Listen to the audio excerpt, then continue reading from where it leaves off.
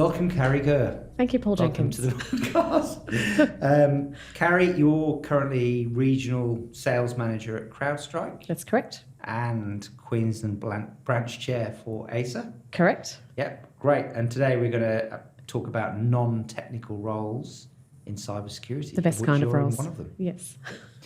So often when we hear all of the media reporting of skill shortages and the number of roles that are out there in cybersecurity, people straight away think that it's technical roles, Yes. IT roles. But of course, there's a huge amount of non-technical roles in cyber: sales, account management, marketing, security awareness, project managers, Yes. BAs, the list goes on. Yes. Yep. And of course, you're in one of them as a regional sales manager. And you did a career change yourself, right? Yes, that's correct. Back in 2004, 5, I think it was. That's about the time that I Yeah. made the change. Yes. Yeah. And you were a cardiac sonographer. I was. Yeah, and you moved into sales. Talk us through your journey, Carrie. Yeah, sure. I'd love to. So it's a fair while ago now, but actually it feels like it was yesterday because this industry and cyber in particular has evolved. We're always learning in this industry, that's for sure. So I out of school, I went to University of Queensland and did a human movements degree, majoring in exercise physiology. And one of the pathways out of that degree was to do cardiac science. Yeah. So the lovely people over at the Wesley Hospital offered me a role there after doing an amount of practicum work with them, and I just went through the process of getting a diploma of cardiac ultrasound, and for a couple of years worked in the heart clinic there doing sonography and stress testing and all things medical. And I got to that point where I was at a bit of a crossroads because that job is really quite physical. I'm about 5'1.5", and I don't have a huge wingspan. So I used to sit on a bed stretching over patients and taking the pictures, right? And it became very draining physically, sometimes emotionally. Sitting in a dark room all day didn't quite suit my personality, I suppose. Sure. I loved the medical science, and I thought to myself, well, I got to make a change. Mm-hmm. Do I go and do a medicine degree and pursue that pathway, or do I make a complete change? At the time, I knew a guy, and that guy worked at a company called Gartner. And I'm like, what's a Gartner? Everybody listening to this would know what Gartner is and what they do. And that gentleman was a suit and tie wearing fellow who clearly made a reasonable income. He loved his job. He was in sales. He was selling subscriptions around Brisbane. And he said to me, look, you seem unhappy. You've got a great personality for sales. I know a guy who knows a guy who knows a guy. And if you're looking at embracing a career change, why don't I make an introduction? And so, of course, I jumped at the chance with trepidation, but also with excitement, because it was an opportunity to move into a career where I saw a better earning potential. Even though a cardiac scientist or sonographer is doing really important things like helping save lives. I mean, that sounds a bit dramatic, but that's ultimately where you led to. The earning potential wasn't as great. And again, I mentioned those physical constraints or problems that I had with that job, right? I needed to get into something else that wasn't going to kill me physically every day. So, that introduction went really well. And over the course of a few months, with a bit of persistence, I was offered a role as the procurement manager at a company called Loop Technology. Loop, yes. Which is now a Tesseract or a Thales company. And that was a real eye-opener, and I'm really gracious or grateful for the opportunity that the general manager and some of the leadership team gave me back then, because they didn't know me from a bar of soap, and they were taking a risk hiring someone with no background in IT.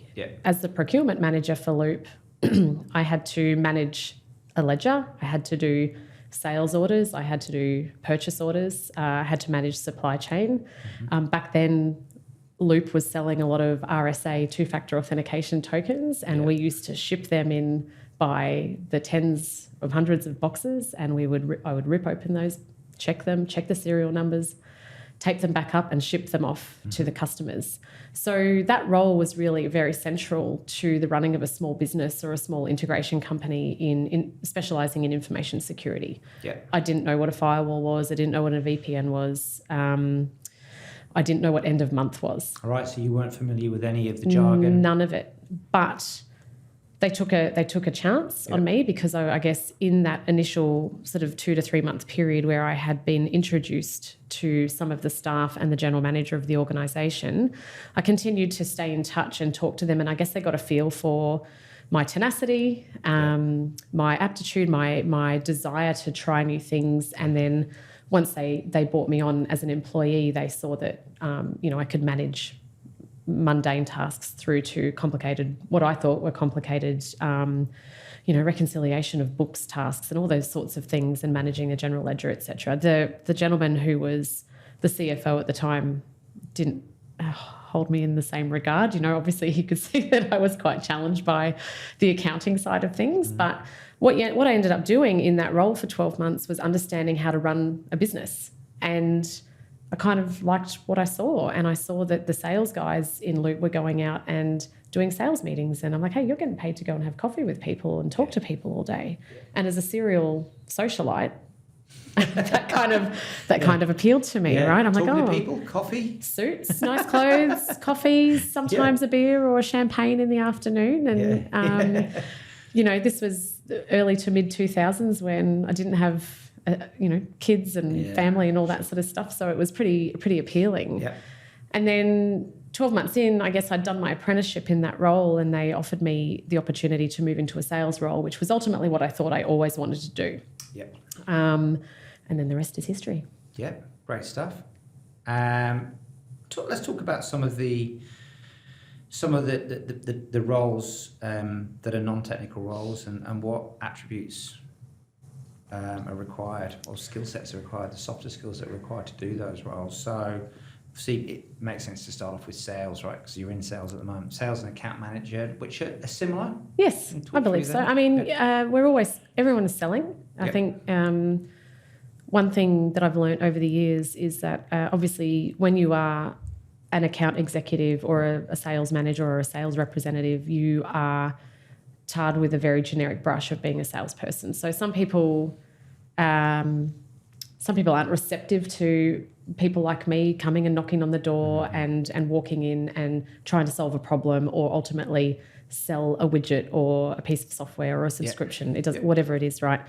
I've worked with technical people over the years who would hate to think that they were salespeople, but what they are, they're selling their expertise and their capability. Every time they walk in a door and run a pen test or do a security management program of works for a customer, they're selling a capability. Yep. They're just not having to do that cold part of knocking on the door and declaring that they're in sales, and that is what their job is to do, right? Yes.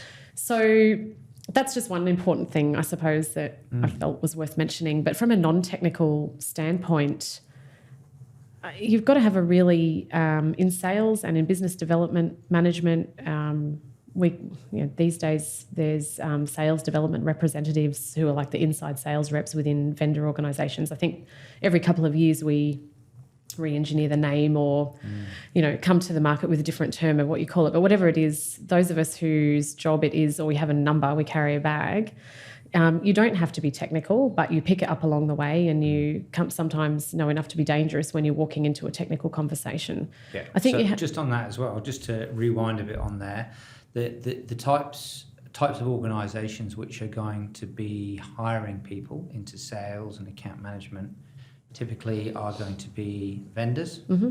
So a bit like the company you're in. Yes. So they're selling product. Yep. Services, product, consulting. Yep. And also managed service providers. Yes. They'd be and consultancies. Yeah, absolutely. They'd be the three. Distribution as well. So obviously these days, whilst we're not shipping physical hardware as much these days, the distributors still play an important part in the ecosystem. Yeah. And they actually hold a lot of the financial risk, because they can do financing arrangements for end users or for resellers.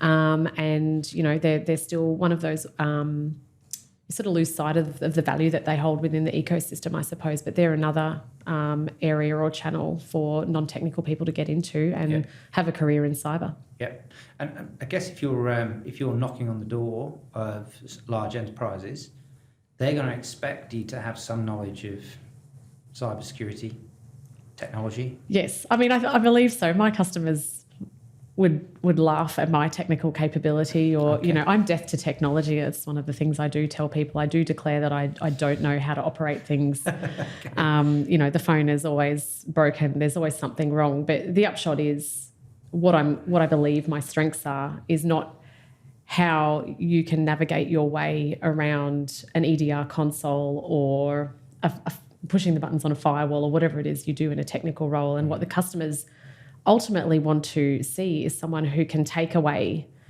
their questions, their queries, and find answers and join the dots and be responsive and understand their problems, solve the problem, understand it, figure out how to solve it. So I don't need to come in. I mean, the last thing I like to do when I go and talk to customers is talk about myself or death by PowerPoint because, hey, I've got this great thing that you need, but rather tell me more about your problems, tell me about your environment, your company, what are the business initiatives, and how does that then dovetail down into a cyber-related problem that I can help you solve. Also, if I can't solve it, maybe I know someone who can. Yep. And I think that that networking piece or knowing people in the industry across vendors, consultants, resellers, integrators, managed service providers, that's also a really, and recruiters actually is a really important one too, right? Because everyone's always looking for someone. Yeah. And it doesn't matter what that gap is that you're trying to plug. If I know people and have a network of people that I trust and can rely on to recommend into an organisation and solve a problem, then I'd love to do that. Yep. So problem-solving skills. Absolutely. Communication skills. Yes, communication is pretty important. Selling.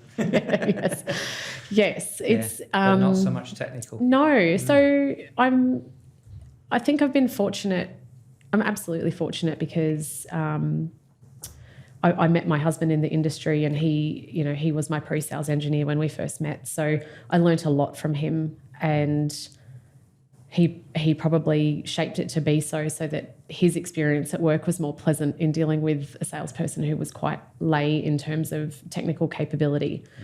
But I think he and the other sales engineers and delivery engineers that I worked with early in my career appreciated the fact that I didn't BS my way through it. If I didn't know what a customer was talking about or what someone was talking about within the organisation, I made them pause and explain it to me in a really high level way. Like whiteboards are an amazing thing. Yeah. Right? That's I can look at an architecture diagram on a whiteboard and it makes sense to me. But if you're going to throw a lot of technical bits and blobs and jargon like that at me as an engineer or a consultant, that's probably not going to help me understand what the problem is. Yeah, sure. So translating technical things into business things and in the other direction was what I really made a point of doing early in my career, and now it's sort of just second nature. So I can hear a technical problem and translate that into a business situation and vice versa myself pretty much these days. Yeah, and you mentioned there sales engineers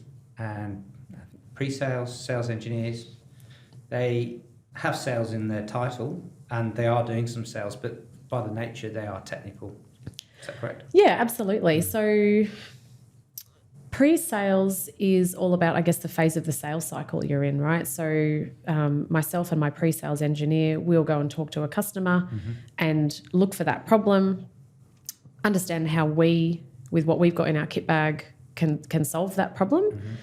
Customer purchases problem-solving technology, and then you move into a post-sales phase where we might have delivery engineers or onboarding specialists come in and deploy that technology for the customer or with the customer, and then they move into a BAU process. Yes. Okay, great. So just clarifying there then, pre-sales engineers, they're technical and they've moved into more of a customer-facing position, but they still understand the technical. So if you're not technical, that's going to be a difficult move to make. I would believe so. And I don't know what the numbers are, or it's probably a little bit dangerous to assume, but I would say most pre-sales engineers have come from a delivery background where they understand that's what I've seen, how to administer firewalls or databases, or and then they've moved they're technical, and they also have some of the attributes of a salesperson. Yes. So it's kind of combining them both together. Yeah, which exactly. They tend to be paid quite well. It's a good career. Yeah, absolutely. I mean, you in Vendorland, you definitely give your pound of flesh. It's not. A lot of people have said to me over the years, "Oh, you work at Crowdstrike. It must be like shooting fish in a barrel over there." And it's like, nope, I work pretty hard. Yeah, I bet you do. That's great. So thanks for going through that. So we talked about how you made that transition, and we talked about the sales roles. You've also, I believe you've also had interaction with other non-technical roles such as project managers. Yeah. So maybe you could talk to us a little bit about what you've seen. Yeah, absolutely. Because one thing I know, and you touched on it earlier, is that whilst a lot of us are selling, we don't like to be selling, or we don't like to think of ourselves as salespeople. Yeah. But I guess if I think of the roles within the customer side and on this side of the fence that I've worked with over the years, the non-technical ones where I think, gee, you have got patience and great communication skills and probably greatly underappreciated in this industry are the project managers. Some of the ladies, I'll do a shout out for the sisterhood here, but some of the ladies I've worked with in the industry, in the project management space and running programs of work in cyber, where it is very buzzwordy, so much jargon, especially now when you're moving into cloud and you're talking about Kubernetes and all this. Yeah. I'm just not a cloud savvy person, so it goes over my head. But the project managers have to keep up with the jargon. They have to understand what the bits and bytes are that are going into a program of works that are going to protect a whole organisation, right? And that could be critical infrastructure. It could be not so critical infrastructure, but everyone's important. Every customer is important. Yeah. So the project management roles and some of those more herding cats, internal stakeholder engagement, bridging the gap between the business and the technical folks, those sorts of roles are so key to the success of cyber resilience programs within enterprises. So I feel like they're sometimes the unsung heroes. Yeah. And that bridging the gap between the business and the technical, those skills are also equally important for head of leadership roles. Yeah, absolutely. Head ofs. Yeah, CISOs, obviously. And that's it. And you talk about the CISOs in the industry and in our community here. We've got a broad spectrum of skill sets in that seat as well, right? Yeah. So I work with some CISOs who are more governance, risk, and compliance focused, and then you've got others who are come from a very strong technical background and security operations background. And the way they communicate with their teams down and also up to the board is very different. Yes. And it goes to show that you don't have to be technical to yield a result within an enterprise or get a role within cyber. Actually, on that note, governance, risk, compliance, how technical is that? It's still technical in my mind because I guess it just depends on your appetite, right? So I have a friend at the moment actually who has a background in law enforcement. And she's looking to move across to a GRC type of role. Yes. And she's, because of the law enforcement and her experience with reading the law and understanding the law, it's no different to reading a framework and understanding a framework, and you could do an audit against that, right? So for her, I see the transition into cyber not easy, but definitely doable because she's got that part of her brain switched on where she understands what it means to review a lot of documentation for a start, understand where the benchmarks are, and then go to an organisation and help them close the gap. Yeah. Perfect example of skills transfer into cyber. Well, we talked about the jargon, talked about some of the attributes you need, like the soft skills, right? Yeah, absolutely. So I think we touched on communication and, definitely having tenacity and, that's right, influencing skills. Yeah, Yes, Yeah. that to me isn't something that I feel like when you say influencing skills, it could be a little bit manipulative or. No, I don't mean like that. No, as in, well, maybe actually. In Well, sales, our job is to convince people Yeah. to buy something. Yeah. However, and maybe my You wanna make leadership, sure my it's the leadership, right solution yes, for my them. leadership team may not like to hear me say this, but because I've got my job is to sell what we do and what we have. But ultimately, if it's not a good fit, my reputation and integrity is more Yeah. important to me than selling Well, a I think dud. that's what makes a good salesperson, Yeah. right? Is to understand the customer and what Yes. they require, and not just sell them. Yeah, you still have to have a thick Not skin just and sell you've ice to igloos. Igloos. ig- No, ice. Eskimos. Exactly. And that's right? Because especially in Brisbane, it's a small town. Yes. People remember that time you sold them a dud. People generally seem to get over it eventually. But I think, it's finding that nice balance between persuasion. Come and talk to me. I have this thing that I think is going to really help you. It looks good, it feels good, and it's going to be good for you. So hear me out.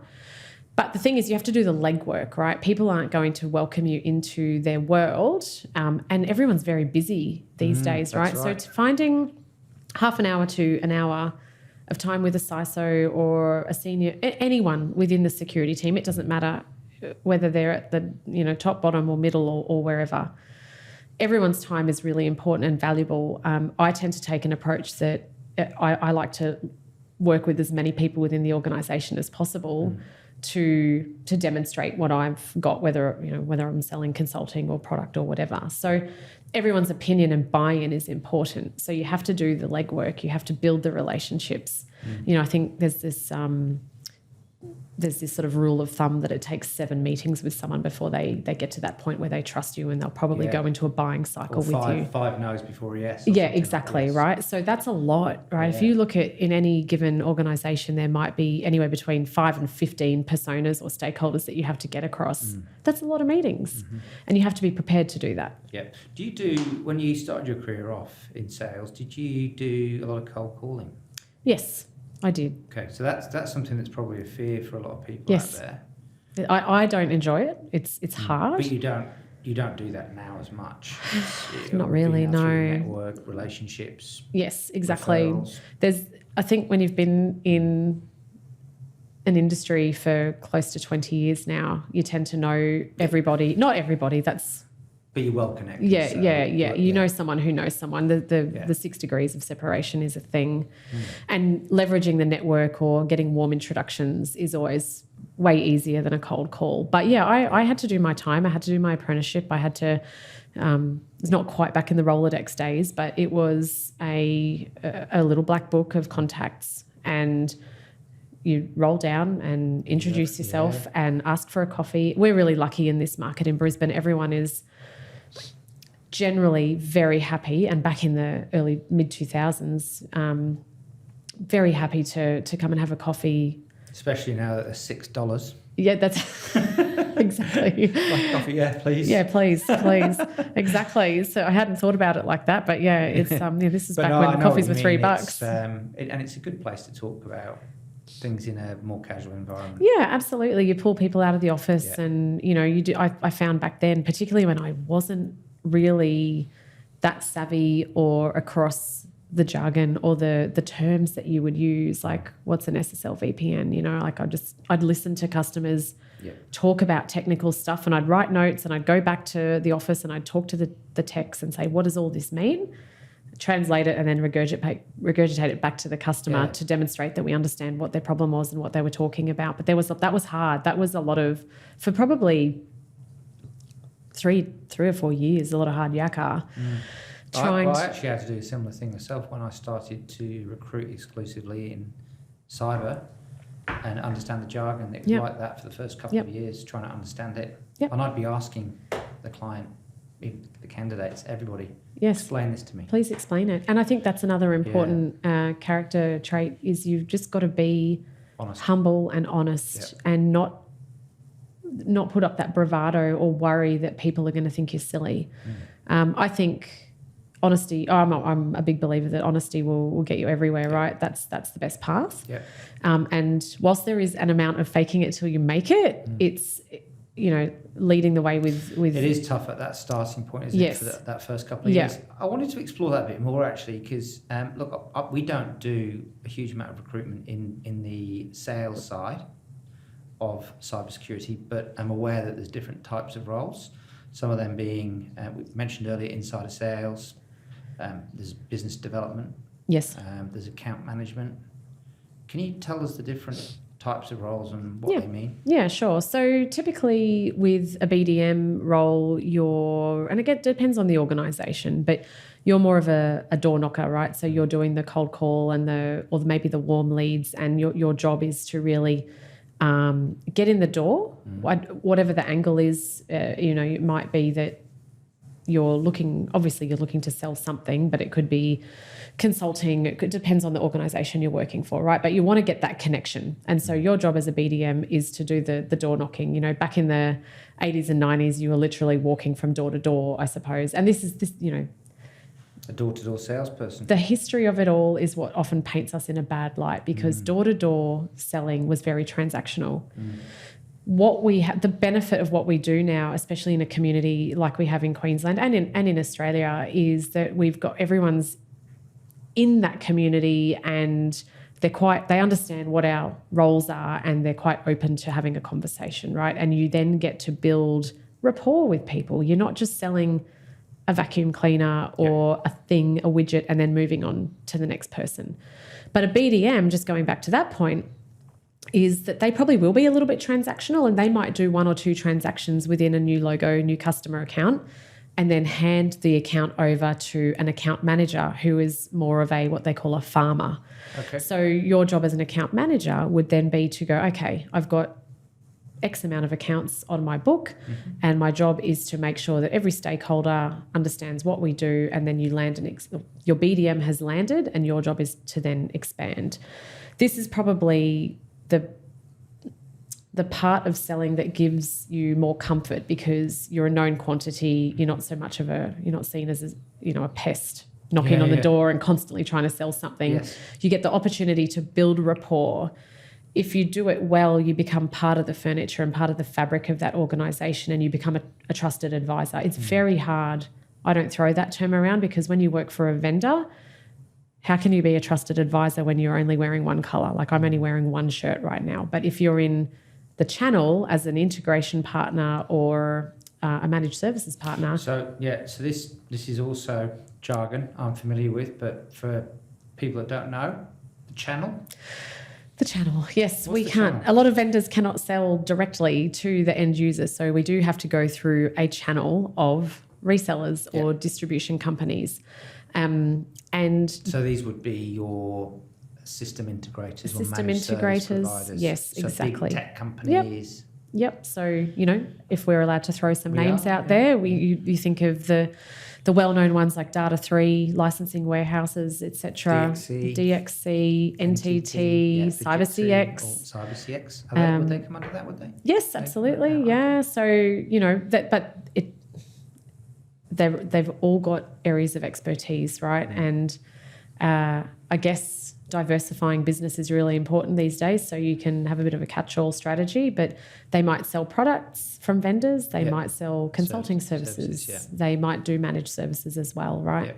And they've all got their different lines of business within their business that has their own P&L and budgets, etc. So, so in that channel position, it's a little bit different to the vendor, but when you're in the middle there, you represent, as a sales representative of that organisation, you could go in and talk to a customer about multiple vendors. When I was in my time at Loop, for instance, we had 10 different vendors. Does that perhaps make it a bit easier than if you're working for an integrator?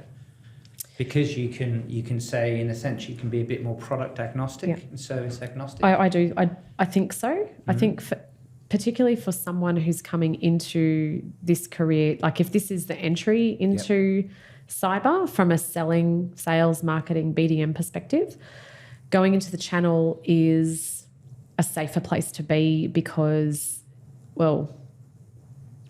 you don't have the same aggressive sales targets that a vendor might expect. Obviously, a lot of the vendors on the market are American, and we have an American sales culture where it is about reporting to Wall Street, it's the share price, all of those amazing things that as a shareholder you get to enjoy, but also they are the things that cause you probably the greatest amount of stress as a sales rep is how am I going to hit my number? Where am I going to get that?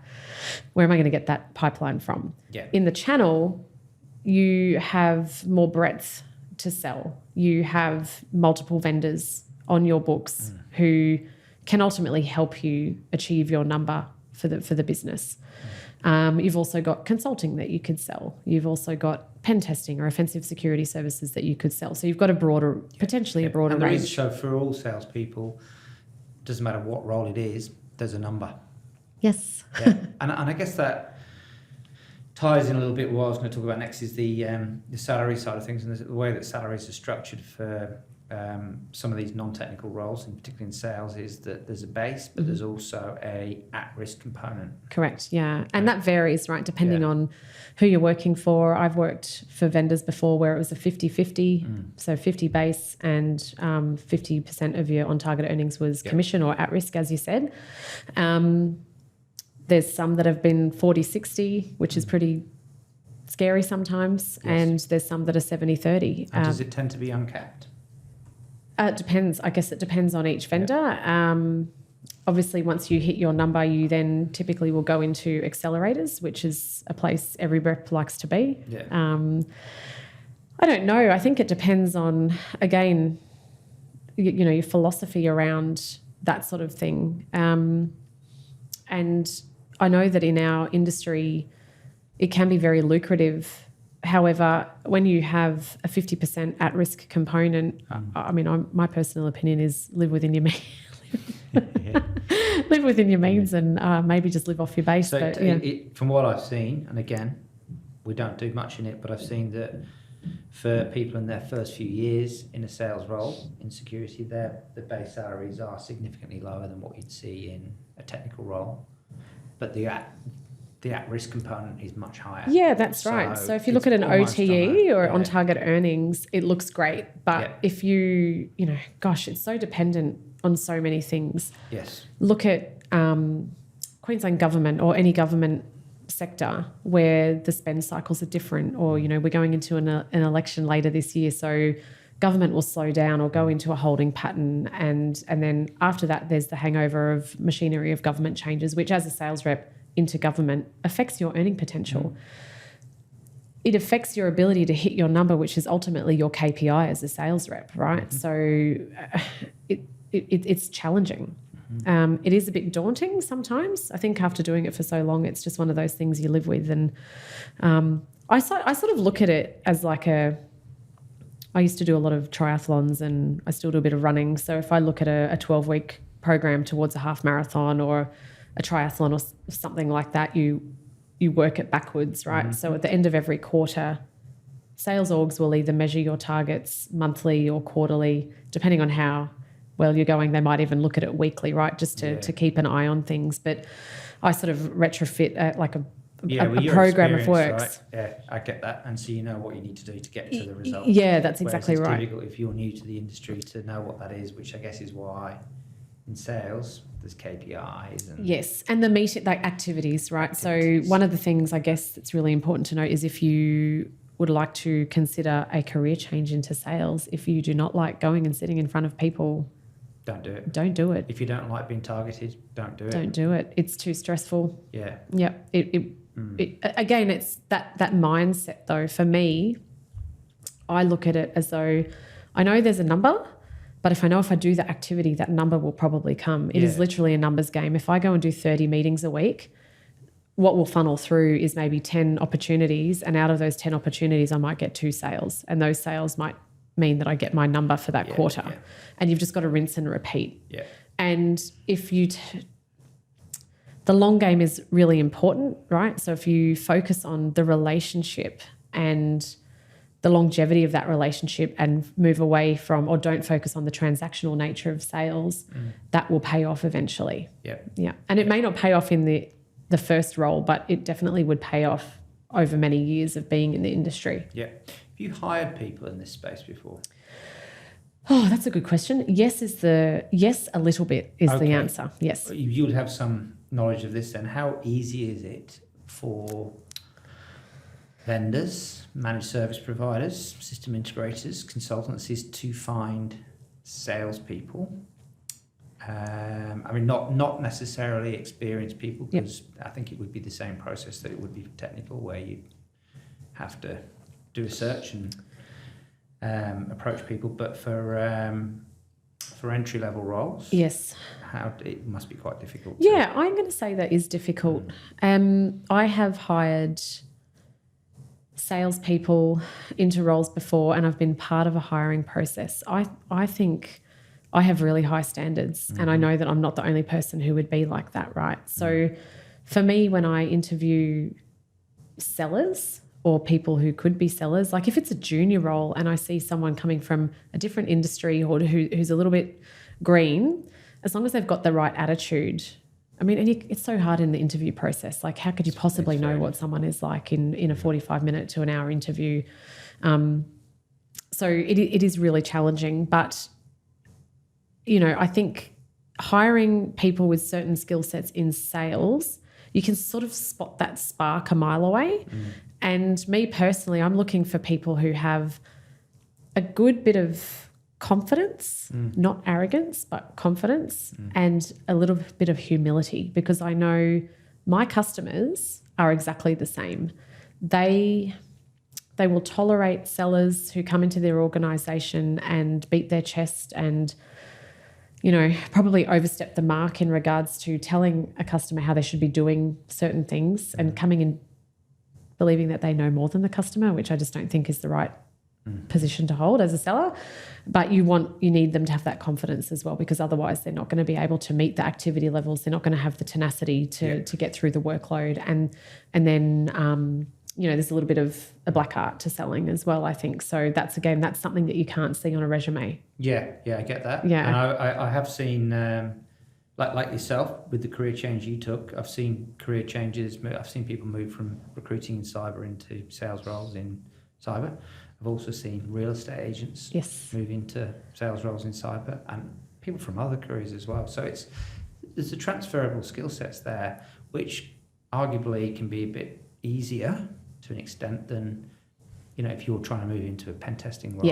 Yes. You're not going to do it unless you need the skill set, right? You need that skill set to do pen testing. And yeah, it's a bit of a pickle, right? Because we look at in my role at ASA, we're doing a lot of these things. We're looking at how we get new people into the industry. There is an industry shortage, a skills shortage industry-wide that we're trying to solve the problem for. And a lot of people come up to me at our monthly branch meetings for ASA and say, I've gone and done this cert.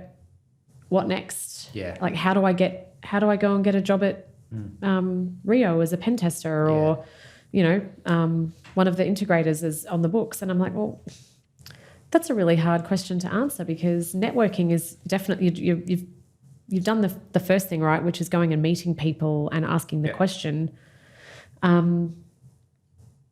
Customers are looking for unicorns a lot of the time too with the roles that they're advertising. They want someone who's done it all. But then on the flip side, the candidates are also looking for a very high dollar value. And I guess that's reflective of the cost of living and everything these days. Yeah, so I think there's unrealistic expectations on both sides, for sure. Absolutely, yeah. And the media fuels things as well. Absolutely. I mean, there's all of these roles. The publicity we're getting at the moment with all these public breaches is great, because everyone's going, we will have a job for life if we move into cyber. But then when they go knocking on the door, they're getting met with resistance because they're not quite fitting the profile of what the customer's looking for. The thing that's really important, I guess, is that again, you've got to have that ability to adapt quickly and demonstrate a willingness to learn, I suppose. And in the interview process, people can see that or they can't, and that's going to be helpful. Do you think there's any particular certs or courses that you can recommend for people that want to get into more of a sales account management role?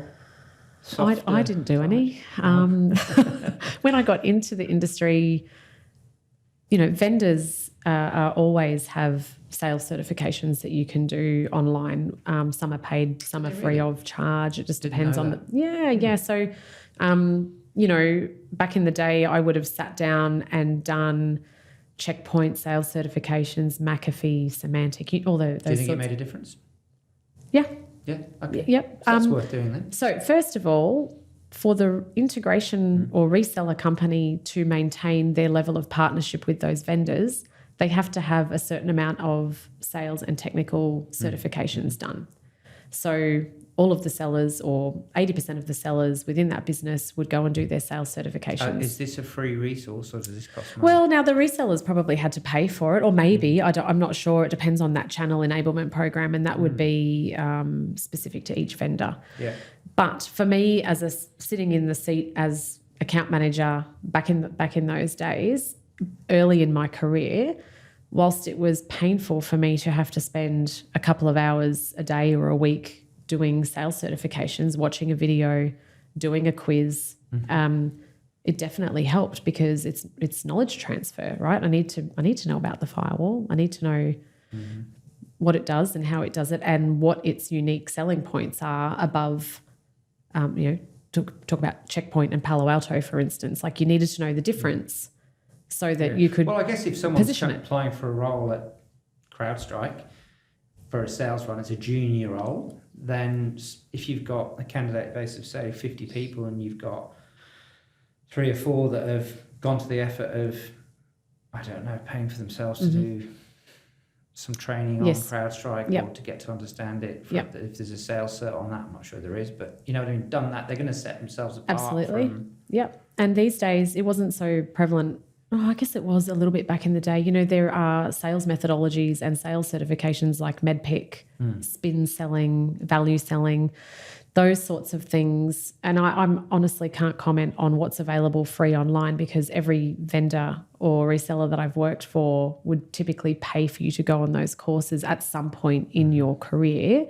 But those are the sorts of courses that demonstrate you've got a good foundational understanding of how to uncover pain, and then how to solve that problem, how to engage with stakeholders, and ultimately how to close the deal. Yeah.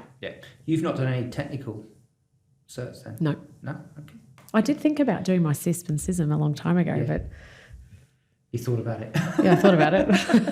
Well, I thought that maybe that would be beneficial, right? You sit in this seat. I think it would. Be tough though, wouldn't it, if you're not technical? Yes, exactly. And I think when you sit on this side of the fence as a seller, you look for all the ways you can demonstrate capability and credibility to your customers. As I got older and more comfortable with my capabilities that aren't technical, I realised that I had just as much right to sit at the table with a security manager, a CISO, a CIO, a chief risk officer, or a CEO. I've been doing it a long time now, so I probably have done my apprenticeship and deserve to sit at that table. But back then, I think I was always looking for ways I could earn that equal business stature at the desk. And, that's each to their own. So as I said, like, I had the benefit of having a husband who is very technical and could solve, like, I hear something and I go, well, what does that mean? And how do I then figure out how to share that with a customer or talk to a customer about that? And not everyone is going to have that, on tap. No, an SE on tap. But, I mean, maybe that's why if you can find a mentor. Yes, absolutely. Yeah. And 100%. There's ways of doing that. I mean, that again leads me on to my next question, which is around groups or communities or even conferences in the industry that you can recommend, because these are places where you can network, you can attend, you can learn, you can rub shoulders with technical people as well as absolutely. people. Yeah. Is there any in particular you can recommend? AC is obviously the one at the top of the list that I would recommend. I think the beauty of ASA is currently, I can't speak about how it was in the past, but what we're trying to do now is create an environment that's welcoming for everybody. And the barriers to entry can be high sometimes when you look at the BrizSec conference, which is coming up 29th of April. plug. That comes at a cost. We're now charging for people to come to that conference. From memory, it's about $77 for student members and $120, $130. Which is pretty good value. And I will say I went last year and it was packed. Yes, record crowds last year. Crowds, I think that was because there was a number on the ticket. Yes. And therefore people made more effort. You've got skin in the game then, right? So you're getting people's commitment to come along as opposed to registering and not showing up.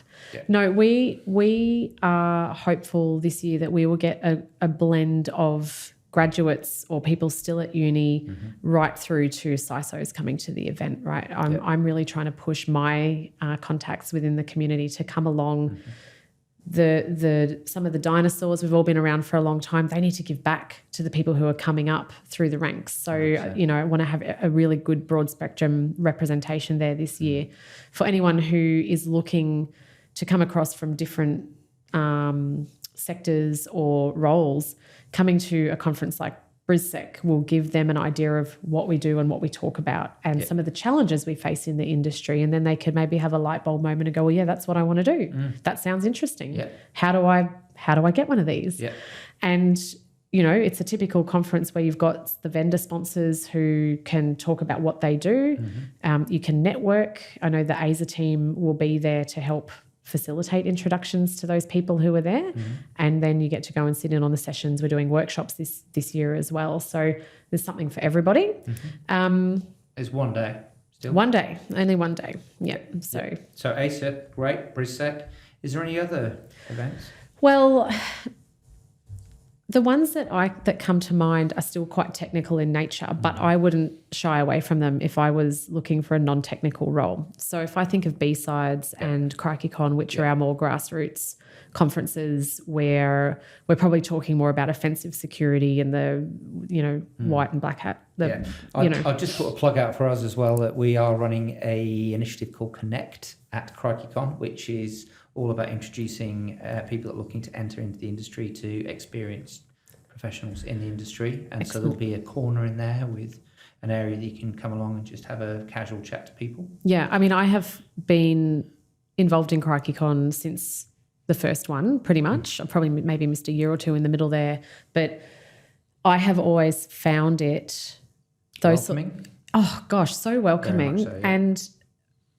it's just such a lovely community that the team have built there, that for someone who is not technical to walk in there and feel comfortable is such a great, that's not a bad thing, right? Yeah. And you can talk to people, get a feel for what the industry feels like, and ultimately, again, as a serial socialite and networker, that's what you have to do to figure out what it is you want to do and how you want to do it. So take a day out of your life and go and do it.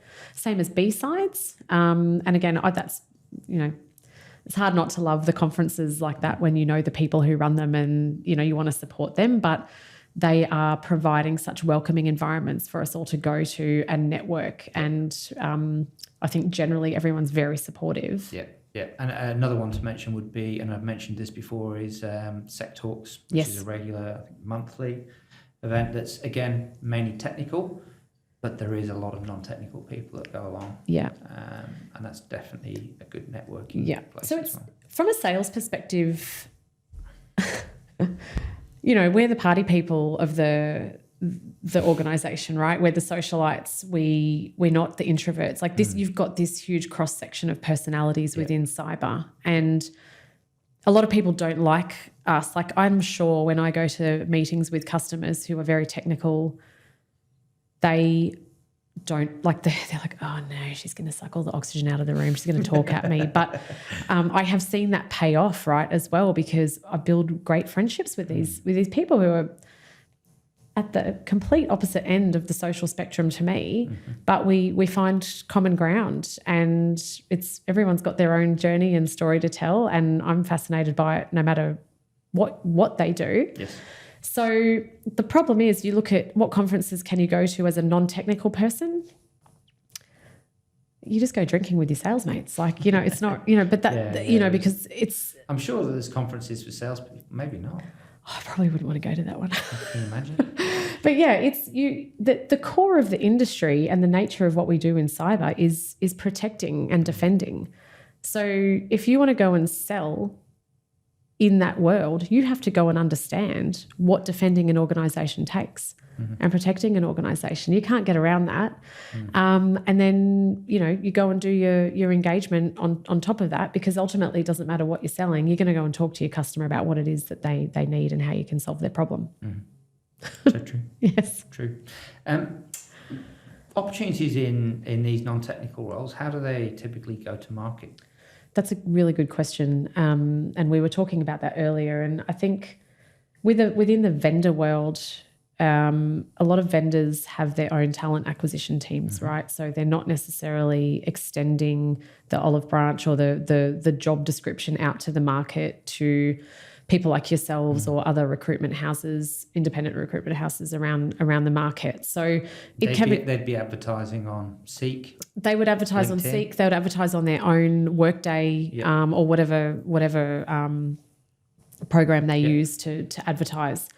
LinkedIn is obviously one of those areas where if you see a job description in sales, don't think it's necessarily too late to apply, but vendors and resellers alike are typically going to look internally to promote or to fill roles, and externally.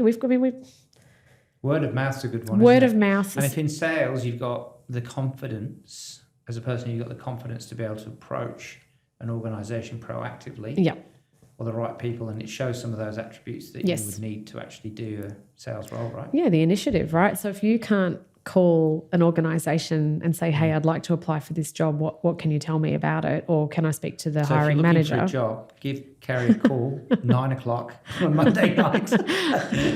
Phone is always on. Yeah, tell me about it. But yeah, you need that initiative, right? Especially in those more junior roles. If I wind the clock back and think about back then, especially, and interviewing is such a great practice for selling too, right? So even if you're not really looking to change roles, it's just one of those things that you should probably try every now and then just to see how you go at it. But yeah, showing that initiative, reaching out to the company itself, people in your network who might be connected to that company, to try and understand what the role is it a good fit, and could you get a referral in, right? So yes. A lot of vendors do have a referral program too, right? So if there's a job going at Crowdstrike and I make that referral and that candidate is successful and lasts their probation period or beyond their probation period, there's a referral fee. Yeah. What you do with that referral fee, do you split it with the person who is the successful candidate? Maybe not. But yeah, that is always, I will always take a referenceable candidate over someone who's unknown, I suppose. It's that network is so important. And if you have shown the initiative, if you've come to an event and made yourself known and told some people about what you want to do and how you want to achieve it and the why, and shared your story, I think it's going to pay off. Is the community of sales professionals in cyber in Brisbane, for example, quite close? Do you know who's who? How big is it? I feel like it's. Are we talking in the hundreds or?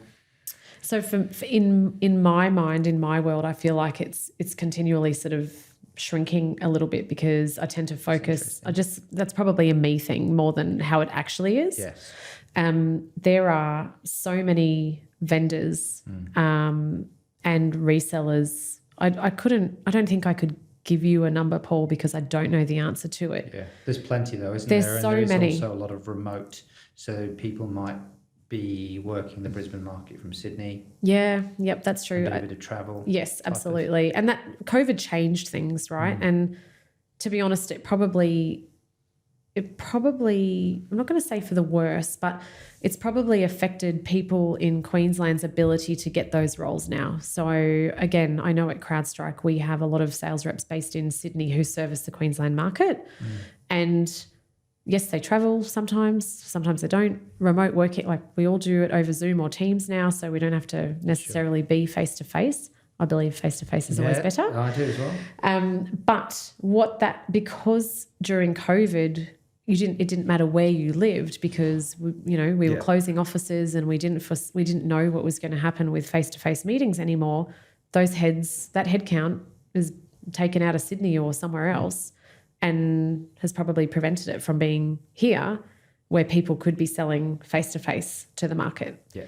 I think that's going to change. I think that, again, particularly here, people want to see their sales reps face-to-face and the vendors will start hiring people in region because they have realised. To be in region as well, don't they? Yeah. Clients want that. Yeah, absolutely. What would you say are some of the benefits of going into a sales role within the cyber industry? Why would someone want to do it? Okay, so it goes without saying, if you're successful, you have great earning potential. It is an industry, and I mean the .com era did that, right? That was something that it's been like that for a long time. It is definitely one of those industries, and I think because we're a niche within a niche, right? So we're cyber and information security within IT, which is also very close to networking and cloud and storage and backup and everything. But if you put that all in it, wrap that all up, the earning potential as a sales executive is exceptional. That doesn't mean that it doesn't come with its downside, or it's, as I said before, like, they get their pound of flesh. It's hard work, but and it's razor blades and champagne, to be honest. It's high highs and low lows, but it all sort of evens out, I suppose. Yeah. If most of the salespeople in the industry can be tarred with the same brush, we've all got a little bit of that need to be with people. We recharge with people, right? So to go and be talking to customers face to face, 2 or 3 meetings a day or 5 or 6 meetings a day, find your balance. That's what gets me out of bed in the mornings. Like, it sounds really corny when I say it out loud, but that's the bit I love. So I get my culture fix. I'm a remote worker. I don't have a large team here. I get my culture fix from my customers. And you get your energy from your customers as well. I do. And so when I go in to customer X and work from their office for half a day, and like, that gives me that feeling of belonging, right? And sometimes they're there to absolutely wrap me over the knuckles because something bad happened or something went bump in the night, or we did this or we didn't do that, and I'm the face of the company, so I'm the complaints department, right? But that's good because they could be not sharing that with me and blindside me by working with another vendor, So it's you want those lines of communication open, and I think that's them sharing that with me, whether it's good, bad, or otherwise, is demonstrable of the relationship that I've built. Yeah. And that's sort of what gives me all the warm and fuzzies, right? Yeah. So for me, it was definitely, yes, obviously earning potential, but number 2, it's that social connection. And I think how lucky some days I am to be able to get paid to go and make friends with people. Yeah. Now, again, my leadership team would probably just slap me if they heard I was here to make friends with people, because that's not what you're here to do as a seller. But that's what makes me tick. Yes. If I get a relationship out of this engagement and these networking activities that I do on a day-to-day basis and get paid for it, that's a win for me. So if you don't like people, it's the wrong job. Yeah, exactly. Yeah, which is funny because I kind of hate people too. But no, it is when you are having a tough time in this job, the best thing to do is pick up the phone and call someone, a customer, someone that you know, to just have a connection. And it's great. I love it. Yeah. Travel? Yes, travel's another perk. What a great idea. And attendance, you get to go to some really interesting events, I would imagine. Yeah, absolutely. So, the vendors all participate at the ASA conferences, CyberCon, all those sorts of things. They're usually willing to, Gartner conference is another one that's obviously very popular. And typically as a seller, you might get a gig, get a call up to go and stand on a booth for 3 days and network. You get to go to executive roundtable dinners, which is, again, nice food, nice wine. Do you have to, sorry to interrupt there, but do you have to get up and present in front of large groups of people? Or Typically not. Oh, so No. sort of. So at a conference, no, because that's generally the CTO's role or Yes, the okay. product managers or Yeah. the technical experts.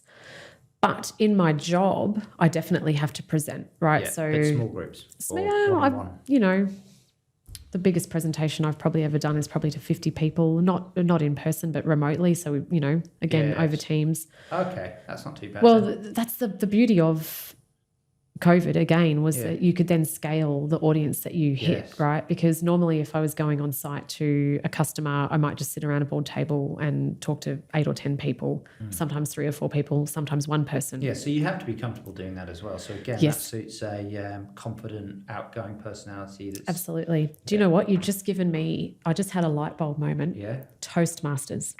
Yes, but I believe on that, I did look into that, and I don't know whether it's running anymore in Brisbane. I might be wrong, but I did have a look because it was going here. There was a couple of Toastmasters kind of clubs or events, but I'm not sure. Oh, okay. Yeah, so I was a member of the Toastmasters South Bank. There's Yes. chapters everywhere. Yeah, that's what I thought. Yeah. Oh, it's interesting. And I know that some organisations run their own Toastmasters internally. Yeah. So I know AWS has one. So and for those that don't know, Toastmasters is Toastmasters is where you learn to become a competent communicator. And it is honestly the best thing I've ever done, I reckon. wow. Yeah. There you go. Top tip. Yep, top tip. For anyone, Toastmasters. even for technical people Yeah. who, I don't know, like it doesn't happen straight away, or it certainly didn't for me. But after a few years, I'm like, oh, imagine being able to get up on stage and talk to hundreds of people with confidence. And you learn the techniques to be able to, Yeah. even if you're anxious. Yeah, you how to learn breathe the- your way through it. So Yeah. I'm one of those people that goes bright red when, Me too. right. And so it even taught me how to physiologically control my response to that. If I'm Yeah. caught off guard, I'll still go bright red, but I won't feel that panic. Like Yeah. everyone will go, oh my God, you've gone red again. I'm like, well, I can't Yeah, can't really control it, but it stops that. You learn how to control that heart rate and physiological response to the anxiety. You learn how to go, hi, my name is Carrie. I work here and I like long walks on the beach. And my goal tonight is to achieve X, Y, Z without completely panicking. Yeah, but that's about being prepared as well, isn't it? Well, that you break it up, right? So I could go and prepare a speech and present it at Toastmasters, or I could they do little icebreakers. So they give you little warm-ups, 30 seconds or 2 minutes, and then they give you jobs. So this is where you then learn to chair meetings and take minutes and all the other things that are really important as part of your job as a seller, because I'll go to a meeting. Yes. Someone's got to take the notes and then regurgitate that information back to the team who was in the meeting so we know what our next steps are. Yeah. And if you don't know how to run a meeting as well, you're not going to be very successful. So Toastmasters has a bit of everything where you run a meeting, you take notes, you report back, you give feedback, and then you also get to practice giving a speech. Yeah, so that's great. Yeah. Great tip, Toastmasters. I'm going to look it up as well again and see if there is one. Yeah. But that's a fantastic tip for anybody that's looking to get into and be successful in a career in sales for sure. Absolutely. Carrie, thanks very much. I think we've covered quite a lot there. Any other tips, tricks? I guess in closing, Pearls of wisdom? I've actually got a friend at the moment who's going through a similar, journey in his career where he wants to get out of his industry, and he's known me for a while, and he's like, oh, you look like you have a lot of fun. You do a bit of travel. You always talk about your job with passion. So how do I do what you do? And so I am actually helping him through that process at the moment. And so your question's really relevant and pertinent, I suppose. And I think you've just got to be outgoing, and you need to go and knock on doors, and you need to go and tap people on the shoulder. And once you start getting out to conferences or building a bit of a network, you've got to be persistent and you've got to demonstrate to people that you are in it for the long haul, you're not in it for the wrong reasons. It's not just that transactional thing. That is a challenge at the moment for the industry. Unfortunately, and this is always the case when you get, I guess, booms or new things, there is always going to be people that are in it for the short term. Yep. People can see through that really easily, I think. You might be lucky and land a role where you could be transactional and not really care about that long-term relationship with the customer. And you might get lucky because you've got a great technology behind you or a great service that people need right now. So that is the true shooting fish in a barrel analogy, right? We all get a bit of that at some point in our career, but I don't believe that it is sustainable. And therefore, if you wish to have longevity in this career and have a reputation that precedes you for a good, in the best way possible, that's what you have to show to people, that you're in it for the long haul and the relationships are meaningful to you. Yeah. Obviously that also lends itself sometimes to being taken advantage of, but I think in the long run, my opinion is that it sort of pays off. And the older and wiser you get, you can spot those people a mile away. And I've got to the point now in my career where I'll opt out of working with a customer if we're not a good personal fit, or if our... Well, that's interesting as well, isn't it? Yeah, if our values aren't aligned. Sales or account management, there's always going to be organisations, customers which are not on the same... They can go, if you need to opt out of that, they can go and find someone else to solve their problems for them. That's quite difficult to do as a salesperson, though, to walk away from that. Yeah, it is. Look, this has been really useful and has hopefully given people an understanding that there is roles outside of the technical roles in cyber and the types of roles there are. I'm sure you'd be happy for people to reach out if they wanted to. Absolutely. As am I. Thank you so much, Carrie Gurr, for coming in. Thank you for having me.